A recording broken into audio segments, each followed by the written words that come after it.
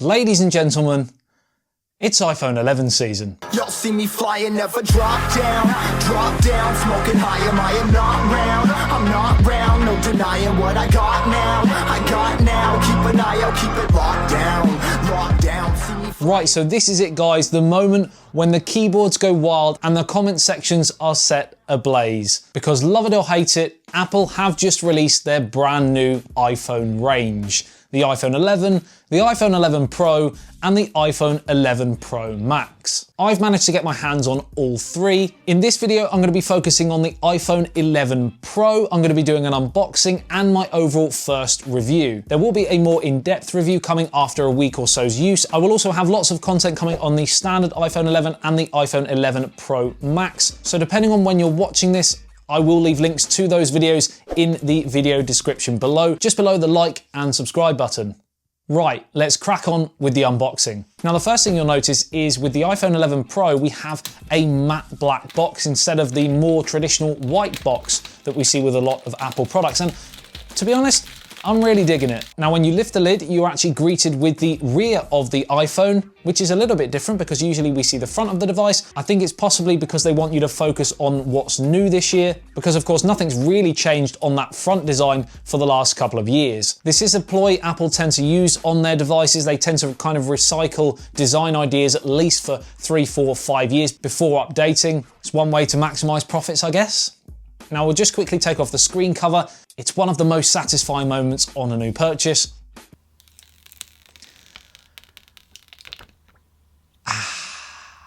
Delightful.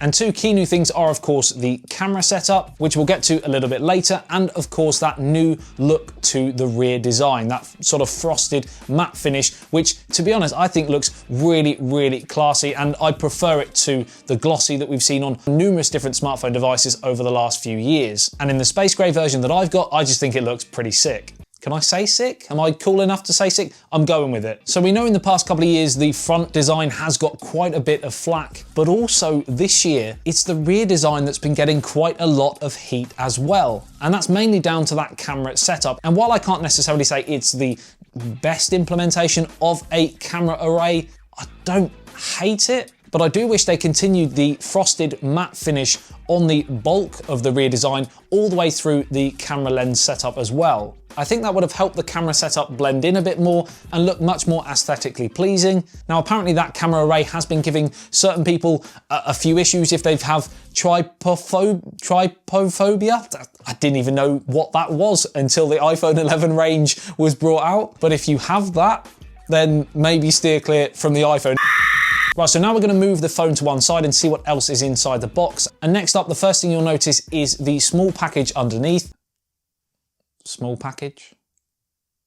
And inside we have, of course, the traditional Apple stickers that you get with pretty much most products. And underneath that we have a charging plug, the charging cable, and some earphones. Now, two key things here. One thing you'll notice is the earphones have a lightning cable and the charging cable has a Type-C to lightning as well. So the iPhone, of course, still has that lightning port. A lot of people were expecting them to jump to Type-C, and I personally think that would have been a smart choice. Pretty much all of Apple's other products have a Type-C port now, yet their main big seller, the iPhone, has a lightning port.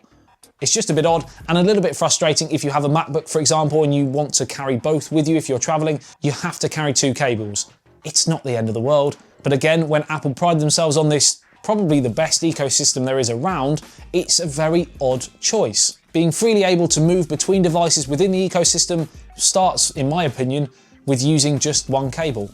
So that's one negative. I've now got a positive for you. And that is, of course, that the charger that comes in the box is finally something worth the money that you pay. We've got an 18 watts fast charge now. And yes, you could have bought an additional charger last year with the iPhone XS and XS Max, etc. to give you fast charging. For that sort of money, you shouldn't have to. And yes, it's not the highest wattage we've seen on smartphone chargers. Huawei with 40 watts, for example, OnePlus with 30. But I will have to run some charging tests to see how it actually performs compared to those devices. Because of course, wattage is just one factor. And I will be running a comparison test on that, so stay tuned for that. The standard iPhone 11 still just comes with the 5 watt charger. I did it last year and you get it again this year, Apple. Right, so let's quickly run down the specs. We've got a 5.8-inch, newly named Super Retina XDR OLED HDR display. It's 2436 by 1125 with a PPI density of 458. And for those of you out there that just heard noise then, it's a great display. It's certainly going to be one of the best this year. It's color accurate, it's vibrant, it's bright, even outdoors in sunshine, with 800 nits max brightness typical and 1200 nits max brightness HDR. And whether you're gaming or viewing media, it looks really, really good. If of course you can avert your eyes from the dreaded notch, which I might add has a faster Face ID apparently this year, and it is pretty rapid. It's IP68 water and dust resistant, and there's also a kind of fingerprint resistant coating on the device. We have the new A13 Bionic chip. Expect some unreal performance. The Apple A chips tend to be right up there each year, to the point where even some flagship Android devices released early next year will struggle to match it. There are of course a lot of advantages of Android over iOS and iPhones, but that's for another day. I don't think we're going to be able to fit that argument into this video. Now onto the cameras. And we have an overhaul here as well, and some key new features. We've got a triple 12 megapixel lens setup consisting of an ultra wide lens with an 120 degree field of view. So not quite as wide as the Samsung S10 range, for example, but wider than the OnePlus 7 Pro, for example. So it's kind of in between a lot of the other flagships around right now. And that lens has an aperture of f2.4. We've got a wide angle lens with f1.8 aperture and a telephoto lens with f2.0 aperture. 2x optical zoom here and digital zoom up to 10 times. I wish that they'd upped that optical zoom, especially considering other flagship devices have already been released with the likes of 5x optical zoom. And speaking about Huawei here, a hybrid zoom of up to 50 times. And it's really, really impressive. And I feel that Apple have been a little bit safe here, but I don't think it's necessarily a deal breaker for me personally. I don't really use a telephoto lens that much, but some of you might, and you might want to know that information. We've also got a 12 megapixel front camera with f2.2 aperture. Now it is early days in using the camera, but so far I'm pretty impressed. The wide angle lens is a must for me now, so I'm really happy that that's there. And the color temperature, while still slightly too far on the warm side for me, it does help create photos that are vibrant and really pop.